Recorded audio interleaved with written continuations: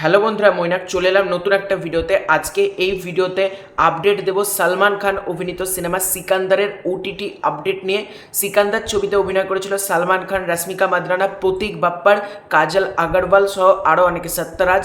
তো এই ছবিটা 2025-এর ঈদে মুক্তি পেয়েছিল এবং ছবিটা কিন্তু বক্স অফিসে ডিসেন্ট পারফর্ম করেছিল।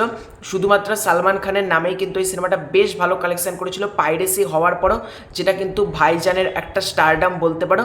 এবং সিকান্দার ছবিটা আমার তো বেশ ভালো লেগেছে, চাইলে তোমরা আবার রিভিউটা চেক আউট করতে পারো। আমার কিন্তু সিকান্দার ব্যাপক লেগেছিল।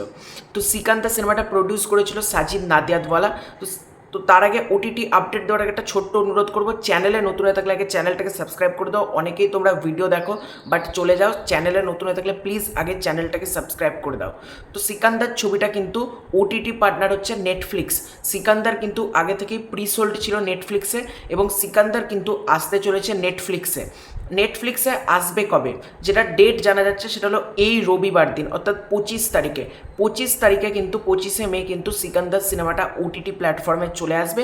আর যদি সেই দিন না আসে তা না হলে কিন্তু 30শে মে, 25 অথবা 30 এই দুটো দিনের মধ্যে কিন্তু সিকান্দার সিনেমাটা ওটিটি প্রিমিয়ার করবে।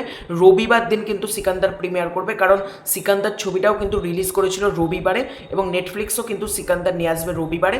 মানে ম্যাক্সিমাম চান্সেস আছে 25 তারিখে প্রিমিয়ার হয়ে যাওয়ার। বাই চান্স যদি না হয় তাহলে কিন্তু 30 তারিখে ডেফিনেটলি সিকান্দার কিন্তু নেটফ্লিক্সে দেখতে পেয়ে যাবে। তো আমি তোমাদেরকে অনুরোধ করবো, যারা সিকান্দার সিনেমাটা বড় পর্দায় গিয়ে দেখোনি তারা তো দেখো, আর যারা বড় পর্দায় গিয়ে দেখেছো তারা অবশ্যই আরও একবার চাইলে দেখো, যেমন আমিও আবার দেখবো সিকান্দারটা। আমার কিন্তু বেশ ভালো লেগেছিলো। তো এটাই ছিল সিকান্দারের ওটিটি আপডেট, যে সিকান্দার আসতে চলেছে নেটফ্লিক্সের পর্দায় 25 অথবা 30 এই দুটো দিনের মধ্যে। তো তোমাদের এটা নিয়ে কী মতামত কমেন্ট করে জানাও।